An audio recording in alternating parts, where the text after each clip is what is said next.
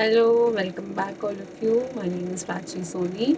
I'm from Gyandeep Senior Secondary Public School, Shikwabad, and we are here to study class 12th NCRT Geography. And we are currently studying this part, that is India, People and Economy. So if you're new to the series, I would request you to please go through the previous videos and then come for this one, because we have already completed 2 chapters in this book, and there is a parallel series going on for revision of the book Human Geography. And after Human Geography, we would be revising this book. So you can watch the video side by side if you wish to. So today we would be starting with another chapter, the new chapter, that is human development. As the name already suggests, human development. The In this particular chapter, we would be talking about the development of human beings, how human beings and what are the things which make humans develop. What are the parameters which are considered to be developed in case of humans? So, in the book Fundamentals of Human Geography, we have studied about the difference between growth and development. What is growth? What is development? So, I would just like to revise it up. Growth is something which is quantitative in nature, which means it can be either positive or negative. It is value neutral, जिसका मतलब है कि जो growth होती है वो आपकी negative भी हो सकती है, पॉजिटिव भी हो सकती है. अगर पॉपुलेशन बढ़ रही है तो पॉजिटिव ग्रोथ होगी, कम हो रही है तो नेगेटिव ग्रोथ होगी. बट डेवलपमेंट के केस में ऐसा नहीं होता है. डेवलपमेंट एक क्वांटिटेटिव मेजर है, क्वालिटेटिव मेजर है, मतलब क्वालिटी मेजर करता है. और डेवलपमेंट कभी भी ज़ीरो नहीं हो सकती है, ये हमेशा पॉजिटिव होती है. डेवलपमेंट होने के लिए 2 चीज़ें बहुत ज़रूरी हैं. फर्स्ट इज़ आपकी इंक्रीजिंग ग्रोथ. अगर आपकी ग्रोथ पॉजिटिव होगी तभी डेवलपमेंट हो पाएगी, वरना डेवलपमेंट नहीं होगी. Second thing which is related to development is, हो सकता है कभी कभार आपकी ग्रोथ जो हो वो पॉजिटिव हो, बट ज़रूरी नहीं है कि जितनी बार आपकी पॉजिटिव ग्रोथ होगी उतनी बार डेवलपमेंट होगा. So development is directly dependent on high growth rate. High growth rate होगा तभी हाई डेवलपमेंट रेट होगा, अदरवाइज डेवलपमेंट रेट लो होगा. और it is indirectly related to, ज़रूरी नहीं है कि जब जब पॉजिटिव ग्रोथ हो तब तब आपका डेवलपमेंट भी हो. So, in this chapter, we would be talking about human development in particular, wherein 60 years ago, from 60 years ago, जो रेखा थी, she was born in a small family in Uttarakhand. She used to help her mother in household chores. She never went to school, and all her brothers were going to school, but she was not.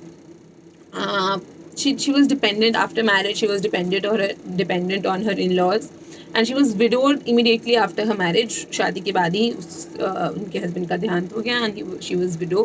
And just because वो बिल्कुल भी educated नहीं थी, तो वो बहुत ज़्यादा dependent हो गई अपने in-laws पे.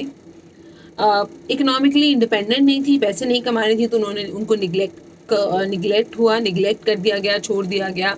लोगों ने इतना ध्यान नहीं दिया. अपने ब्रदर की हेल्प से वो दिल्ली माइग्रेट करी. पहली बार जब वो दिल्ली गई बस से, तो उन्होंने देखा ये इतनी बड़ा शहर है. कुछ समय के लिए वो उनकी वहाँ की बड़ी बड़ी बिल्डिंग से, रोड से, फैसिलिटीज़ जो वहाँ मिल रही थी काफ़ी डिसइल्यूजनड हो गई. इसका मतलब जो जितनी वो होप्स लेके आई थी उतना कुछ उन्हें वहाँ पे देखने को मिला नहीं. Greater familiarity to the city, she could comprehend the paradoxes. City की जितनी बातें अच्छी हैं उतनी ही नेगेटिव चीज़ें भी हैं, और वो सारे नेगेटिव चीज़ों को देखकर वो पैराडॉक्सेस निकाल पाएंगे. अभी पैराडॉक्स का मतलब क्या होता है? कोई चीज़ जो दो अपोजिट चीज़ें, एक बहुत अच्छी और एक बहुत ही उसके साथ बुरी. सो ये जो 2 पैराडॉक्स हैं ये इन्होंने सिटी के बारे में, दिल्ली के बारे में दिए. दिस वॉज झुग्गी and slum clusters. Urbanisation, transport facilities, medical facilities, ये सारी चीज़ें अच्छी होने के साथ साथ there are some things which are very negative to the big cities, and that are झुग्गी झोपड़ी होना, स्लम क्लस्टर्स होना, ट्रैफिक जैम है, कंजेशन यानी बहुत लोग एक साथ रह रहे हैं, जगह नहीं है, क्राइम रेट बहुत हाई है, गरीबी बहुत ज़्यादा है, स्मॉल चिल्ड्रन, चाइल्ड बेगिंग, बच्चे गरीबी, भिखारी बेगिंग कर रहे हैं, ट्रैफिक लाइट्स के अराउंड, पीपल फुटपाथ पे सब सो रहे हैं, वाटर पॉल्यूशन, एयर पॉल्यूशन की तो लिमिट्स ही क्रॉस्ड हो गई हैं. And this made her wonder that do development and underdevelopment coexist. Now this is a very crucial statement. I would like to talk about it. क्या इनका question ये है कि क्या डेवलपमेंट और अंडर डेवलपमेंट को एग्जिस्ट करती है। मतलब कोई चीज़ जो, अगर कोई जगह ऐसी है जहाँ पे बहुत डेवलप्ड है, सब कुछ अच्छे से हो रहा है, क्या वहाँ पर अंडर डेवलपमेंट जैसी सिचुएशन भी एग्जिस्ट करती है? Which is true, that is true.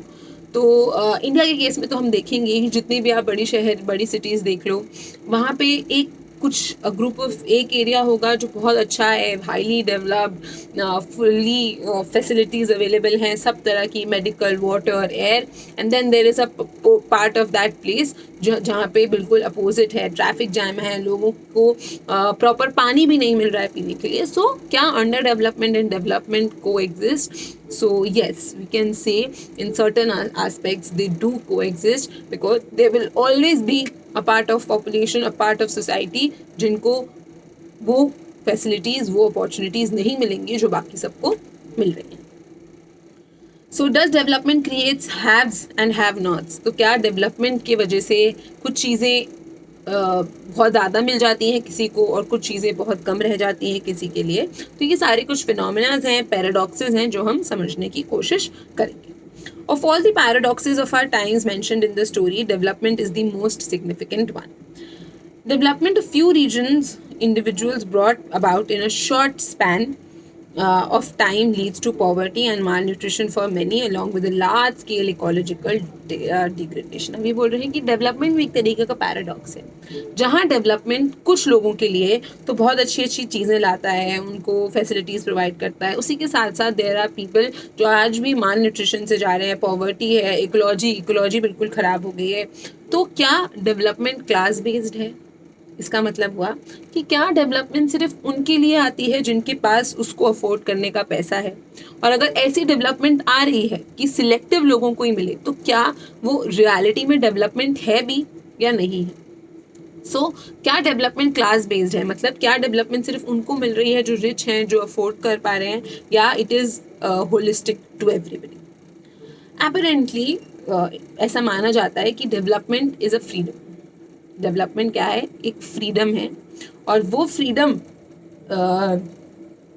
किसके साथ एसोसिएटेड होती है?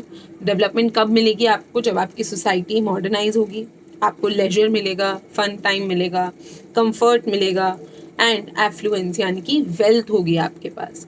तो ये सारी चीज़ें आपको फ्रीडम प्रोवाइड करेंगी, और जब आप फ्री होगे तभी आप डेवलपमेंट के फ्रूट्स को बेयर कर पाओगे।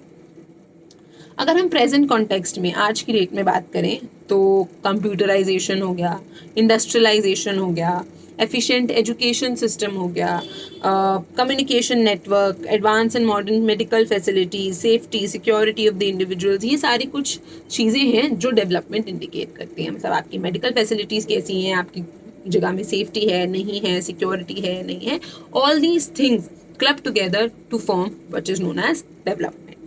हर इंडिविजुअल और community and government measures its performance of level of development in relation to availability and access to some of these things. तो हर इकोनॉमी, चाहे इंडिविजुअल हो, चाहे ग्रुप हो, चाहे सरकारें हों, वो अपने अपनी जगह की जो लेवल ऑफ डेवलपमेंट है, ह्यूमन डेवलपमेंट को किस तरह से काउंट करती हैं, ये देख कर कि उनके लोगों को, जो वहाँ रह रहे हैं लोग, वो उनको इनमें से कुछ भी मिल रहा है या नहीं मिल रहा है। ट्रांसपोर्ट है नहीं है, कम्युनिकेशन मिल रहा है, अर्बनाइजेशन है, फैसिलिटीज़ हैं, all these things they check. It is often called the western और Eurocentric view of development. But ये तो एक वन साइड व्यू हो गया ना। आप सिर्फ चेक कर रहे हो कि क्या मिल रहा है या नहीं मिल रहा है, but are you checking those जिनको नहीं मिल रहा है? आप सिर्फ उनको चेक कर रहे हो जिनको मिल रहा है। What about the people those who are not getting? What is the other side of the story? So ये एक वन साइडेड स्टोरी है, इसको हम बोलते हैं वेस्टर्न व्यू या फिर यूरोसेंट्रिक व्यू है डेवलपमेंट को देखने का, डेवलपमेंट को पढ़ने का। For a post colonial country like India की अगर हम बात करते हैं, जिसने कोलोनियलिज्म, इंपीरियलिज्म, मोनार्की, इस ऑलमोस्ट हर तरह के गवर्नेंस स्ट्रक्चर को एक्सपीरियंस किया है। कोलोनाइजेशन की वजह से मार्जिनलाइजेशन हुआ। कोलोनाइजेशन क्या होता है? कुछ थोड़े से भारी भरकम टर्म्स हैं जो I would like to explain.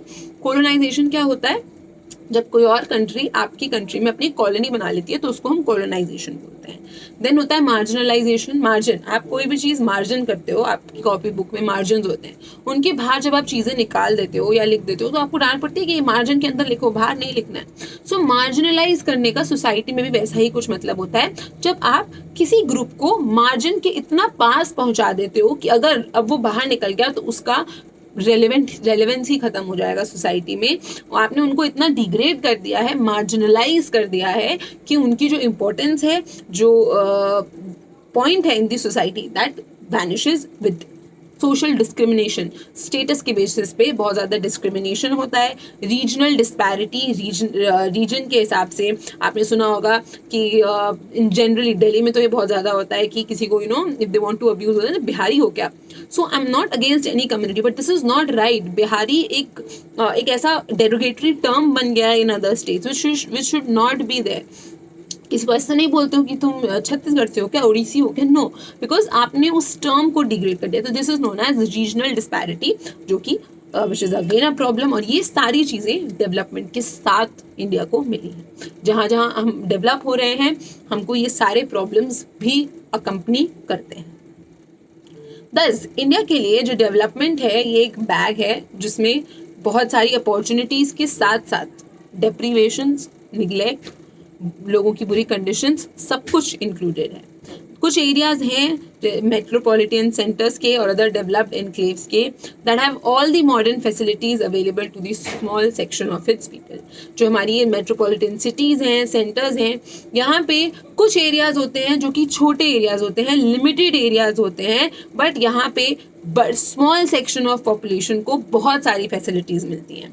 और फिर होते हैं लार्ज सेक्शन ऑफ पॉपुलेशन को बहुत लिमिटेड फैसिलिटीज़ मिलती हैं। लार्ज रूरल एरियाज़ और जो स्लम्स होते हैं अर्बन एरियाज़ में, यहाँ पे बेसिक एमिनिटीज़ जैसे कि पानी, एजुकेशन और हेल्थ इंफ्रास्ट्रक्चर भी प्रॉपरली अवेलेबल नहीं है। द सिचुएशन जो है, ये सिचुएशन और ज़्यादा अलार्मिंग हो जाती है। अलार्मिंग मतलब और ज़्यादा शॉकिंग और कॉशियस हो जाती है अगर आप चेक करोगे distribution of the development opportunities among the different section of societies. मतलब ये तो बेसिक चीज़ें हैं जो कि नहीं मिल रही है, वो ट्रू है, बट जब हम डेवलपमेंट की भी डिस्ट्रीब्यूशन को चेक करेंगे तो आपको एक और अलार्मिंग डेटा देखने को मिलेगा। And that is, it is a well established fact कि जो मेजॉरिटी जो हमारे शेड्यूल कास्ट हैं, शेड्यूल ट्राइब हैं, लैंडलेस एग्रीकल्चर, जिनके पास ज़मीन नहीं है, जो पुअर फार्मर्स हैं, स्लम में रहने वाले लोग हैं, और जो फीमेल हैं कुछ सेक्शन में, ये लोग सबसे ज़्यादा मार्जिनलाइज करे जाते हैं हमारी कंट्री में। It is equally true that relative as well as absolute conditions of the majority of these marginalized sections have worsened with the development happening over the years. और ये बोल रहे हैं कि डेवलपमेंट के साथ साथ ये जो लोग हैं, एब्सोल्यूट मेजॉरिटी में जो लोग हैं, ये लोग के साथ इनकी जो कंडीशन है वो बिल्कुल नहीं सुधरी है। It is just getting worse and worse with day, every day passing. अब इसमें I have another point to, that ऐसा नहीं है कि इनमें से किसी की कंडीशन नहीं सुधरी है। There are groups in these segments also जिनकी कंडीशन इम्प्रूव हुई है पहले से, बट आज भी जो मेजॉरिटी है इन ग्रुप्स में, they are not in the upper sectors, और वो उनको अभी भी वो पुश नहीं मिला है जो दे डिजर्व एंड जो आना चाहिए था डेवलपमेंट की वजह से, जो इन्हें नहीं मिला है। Consequently, vast majority of people are compelled to live under abject poverty and subhuman conditions। और इसी की वजह से इसका रिजल्ट क्या हुआ, जो नहीं मिला इनको डेवलपमेंट से, आज भी ऐसे बहुत सारी लार्ज अमाउंट ऑफ पॉपुलेशन है जिसको एब्जेक्ट पॉवर्टी यानी कि एकदम फिक्स्ड गरीबी में रहना पड़ रहा है, जो सुधार नहीं कर पा रहे हैं। सब ह्यूमन कंडीशंस मतलब ह्यूमनली कंडीशंस भी नहीं है इनके पास, इनको proper they not even human जो बेसिक आपको डिग्निटी, वाटर, एयर, ये भी प्रॉपरली नहीं मिल पा रहा है। There is yet another interrelated aspect of development that has direct bearings on the deteriorating human condition. It pertains to the environmental pollution leading to ecological crisis. Environmental pollution. Now just note a fact. एक वो इंसान जिसके पास इतना पैसा ही नहीं है कि वो अपने घर में फ्रिज लगा पाए, इंडस्ट्रीज और गाड़ी खरीद पाए, स्कूटर खरीद पाए, या फिर कुछ भी एसी लगा पाए, नहीं है उसके पास पैसे, तो उसका जो इकोलॉजी को डिस्टर्ब करने का पैटर्न है वो खत्म हो गया। जब उसके पास गाड़ी नहीं है तो गाड़ी में से धुआं निकलने का क्वेश्चन खत्म हो गया। जब उसके पास फ्रिज नहीं है तो फ्रिज में से CFC निकलने का क्वेश्चन खत्म हो गया। उसके पास कुछ ऐसी, वो बंदा कुछ सामान यूज ही नहीं कर रहा, वाटर पोल्यूशन करने का क्वेश्चन खत्म हो गया। So now the problem here is, जो एक्चुअली में इन्वायरमेंट को हार्म करता है, the one who owns a car, the one who owns an AC, the one who has a fridge, the one who uses water in his industries, जो environment को degrade कर रहा है, उसको डायरेक्ट इफेक्ट नहीं हो रहा है इन्वायरमेंट का, हो रहा है इनडायरेक्टली, सबको हो रहा है, बट उसको डायरेक्ट इफेक्ट नहीं हो रहा है। क्यों? बिकॉज उसके पास साफ इन्वायरमेंट लेने के लिए पैसे हैं। If I am using my car, I have enough money to buy myself pure water, I have enough money to get a air purifier at my place, और मैं खुश रहूंगी। बट ये जो चीज मैंने करी उसकी वजह से डायरेक्ट बेयरिंग पड़ रही है उन लोगों पे जो एक्चुअली में इन्वायरमेंट को कुछ हार्म कर ही नहीं रहे हैं। ऐसा नहीं है they are not harming at all, but 10% harm के बदले उनको 90% बेयरिंग्स है, सफरिंग्स है, और हमारे 90% हार्म के बदले हम जस्ट 10% सफरिंग्स अपने ऊपर ले रहे हैं। सो जो इन्वायरमेंटल पॉल्यूशन होता है इसका डायरेक्ट बेयरिंग होती है और बहुत डिटोरेटिंग ह्यूमन कंडीशंस होती है लोगों पे। Air pollution, soil pollution, water pollution, noise pollution, इसकी वजह से ट्रेजेडी ऑफ द कॉमन्स हुई है, but these have also threatened the existence of our society. ये बेसिक चीजें हैं ना। इफ यू नो हिस्ट्री में वी यूज्ड टू प्रेज, हमारी भगवान ही थे इंद्र देवता, सोम देवता, आग, अग्नि देवता, तो क्या ये सारी चीजें, ये these things keep us alive, और यही चीजें हमने खराब करती हैं। तो ये हमारी सोसाइटी में हमारी एग्जिस्टेंस, हमारी, हमको पूरा एग्जिस्टेंस ही हमारा खत्म कर देता है। Consequently the poor are being subjected to 3 interrelated process of declining capabilities, और इसी की वजह से जो पुअर हैं उनकी 3 कैपेबिलिटीज पूरी तरीके से खत्म होती हैं, उनकी डिक्लाइन कैपेबिलिटी, जो क्षमता होती है वो कम हो रही है। सबसे पहले हम बात करेंगे सोशल कैपेबिलिटी की। सोशल कैपेबिलिटी का मतलब हो गया आप डिस्प्लेस हो गए, एक तो आप अपने घर पर नहीं हो, आप अपने घर से बहुत दूर रह रहे हो, या फिर you are not living at the same place, displacement हो गया, आप अपनी जगह पे नहीं हो। इसकी वजह से क्या हो जाते हैं, सोशल टाइज कमजोर हो जाते हैं। जो आपका रिलेशन आपके पेरेंट्स से, जैसे रेखा की बात करी गई थी, तो रेखा अपनी फैमिली के साथ नहीं रह रही थी, उसको वो अपने, उसके लॉज ने भी उसको छोड़ दिया, फिर उसके भाई ने उसकी हेल्प करी, बट जो हमारे सोशल टाइज, हमारी सोसाइटी के साथ, हमारी फैमिली के साथ जो रिलेशन होता है, ये धीरे धीरे कमजोर होता जा रहा है, वीक होता जा रहा है। And this is not just true for the poor और the marginalised section, but this is for everybody.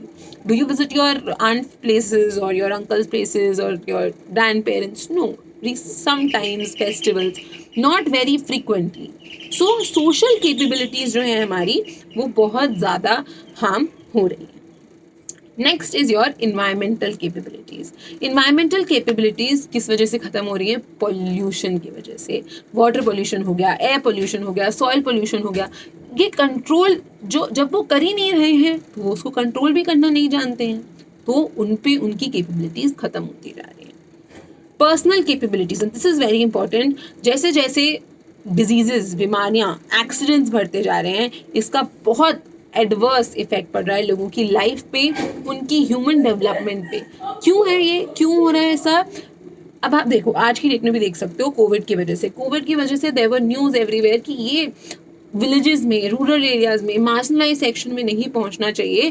क्यों नहीं पहुंचना चाहिए? Because they are the adverse, they are, वो सबसे ज़्यादा वल्नरेबल ग्रुप है। वाई? फर्स्ट, हॉस्पिटल नहीं है वहाँ पे अच्छे। सेकेंड, हॉस्पिटल है भी तो एक्सेस टू रिसोर्सेज नहीं है, पता ही, पैसे नहीं है इनफ कि 2 किलोमीटर 20 किलोमीटर जाके हॉस्पिटल में जाके इलाज करा ले। थर्ड थिंग, अवेयरनेस की कमी बहुत ज़्यादा है, that they do not even know that क्या severity is there, is this disease even severe. आज भी विलेजेस में देर आर मिथ्स कि ये भगवान ने पनिशमेंट दिया है लोगों को कि ये इस वजह से कोरोना आ रहा है। No, so villages are the groups जो सबसे ज़्यादा मार्जिनलाइज हैं, वो सबसे ज़्यादा इफेक्टेड भी, बट उनकी कैपेबिलिटीज नहीं है। उनकी सोशल कैपेबिलिटी खत्म, एनवायरमेंटल कैपेबिलिटी खत्म, पर्सनल कैपेबिलिटी खत्म।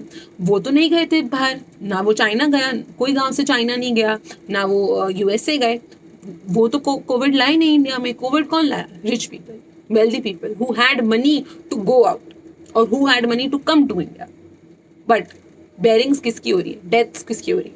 ऐसा नहीं है, सेकेंड वेव में we have seen people dying from every social background, but majority of people कहाँ से मर रहे हैं जिनका तो रिपोर्ट भी नहीं आ रही है। यू डोंट इवन नो कि कितने लोग विलेजेस में मर रहे हैं, रूरल एरियाज में मर रहे हैं। मीडिया कवरेज ही नहीं है वहाँ पे।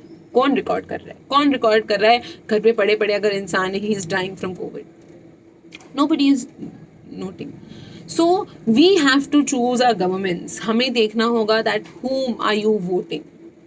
Whom are you voting is fine, but for what are you voting is very important. Are you voting for temples or are you voting for hospitals? Are you voting for human development or religious development? This is something you will have to note and you will have to keep in mind.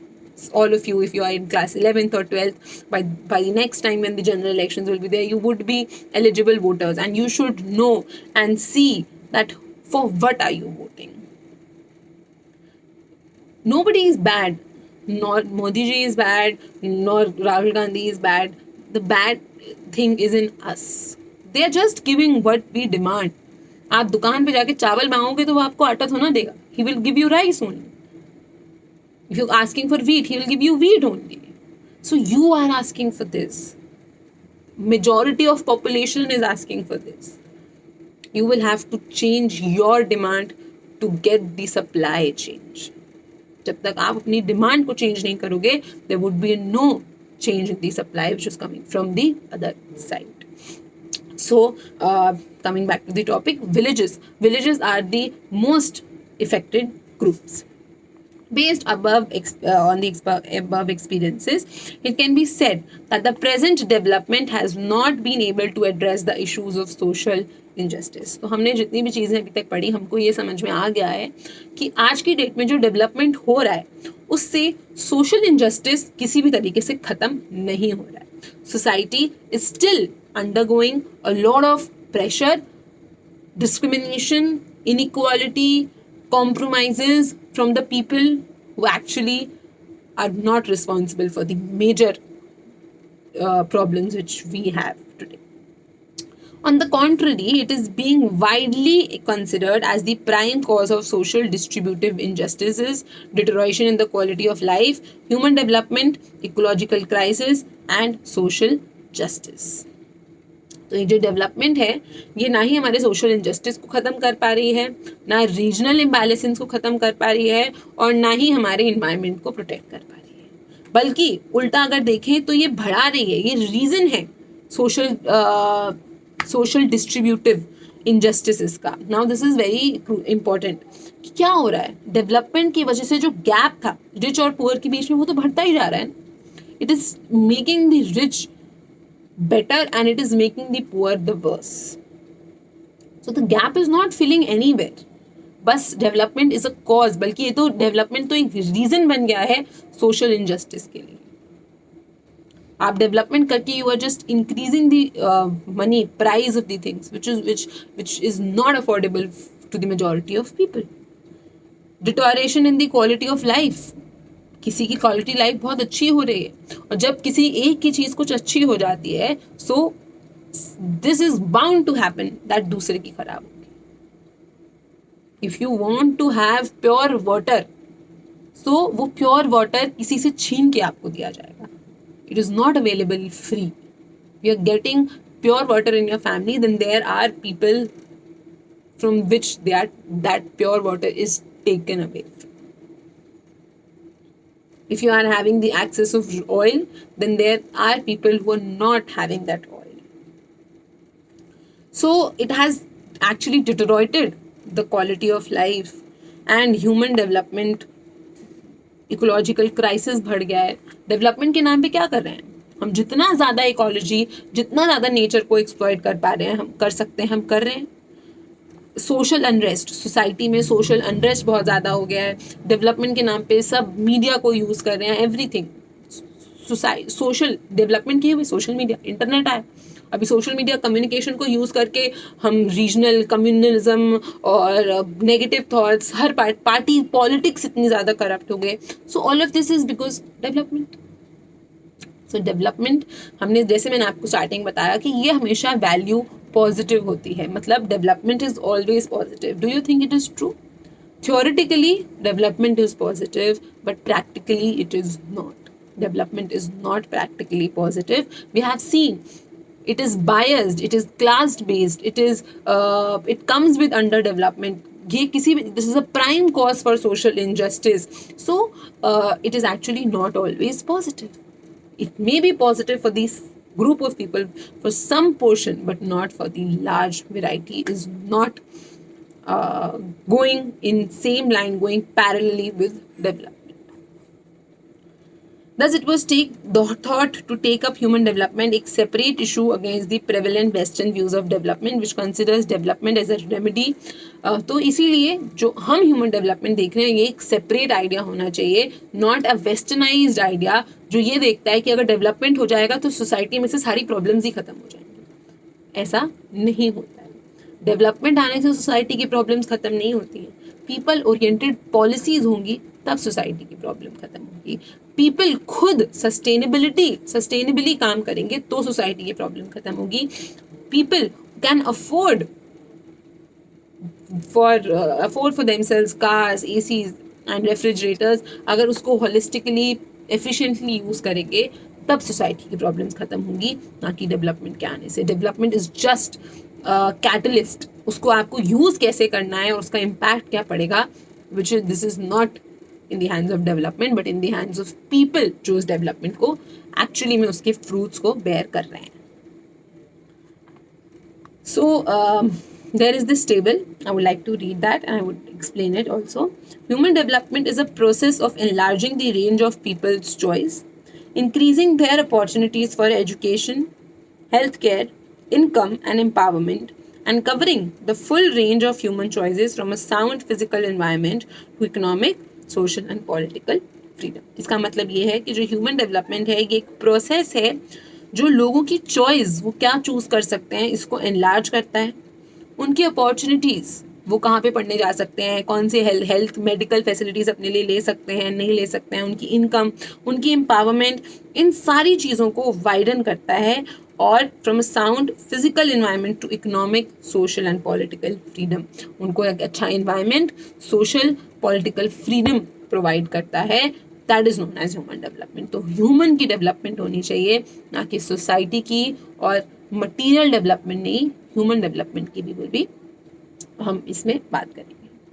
10 लोगों की choice enlarge करना कि वो क्या choose कर सकते हैं, क्या अपॉर्चुनिटीज कर सकते हैं, ये एक बहुत ही इम्पॉर्टेंट एस्पेक्ट हो जाता है ह्यूमन डेवलपमेंट का. पीपल की चॉइसेस, जो लोगों की चॉइस है वो बहुत सारे इश्यूज से निकल के आ सकती है, बट जो सबसे इम्पॉर्टेंट है ये है कि वो एक लंबी और हेल्दी लाइफ जिए, एजुकेटेड हों, उनके पास रिसोर्सेज हों, हेल्थ अच्छी हो उनकी, एक डिसेंट स्टैंडर्ड ऑफ लिविंग हो, फ्रीडम हो, ह्यूमन राइट्स हो उनके पास. सबसे ज़रूरी होती है सेल्फ रिस्पेक्ट, डिग्निटी हो. There is no meaning of life when you don't live a dignified life, you don't live a healthy life. So ये कुछ नॉन नेगोशिएबल मतलब इन चीज़ों के लिए आप क्वेश्चन नहीं कर सकते हो. You can't question, you can't ask कि एक भी चीज़ हटा देंगे, चलो ह्यूमन राइट्स नहीं देते हैं, मन नहीं है ह्यूमन राइट्स देने का. This can not happen. You will have to give all the things, you will have to provide all the prerequisites. So these are non-negotiable aspects of human development. So thank you for listening. We are on page number 24 and we will continue after this in the tomorrow's class. So if you like the session, please hit the like button, do subscribe the channel, and please feel free to leave comments, compliments and suggestions in the comment section. Thank you and have a nice day.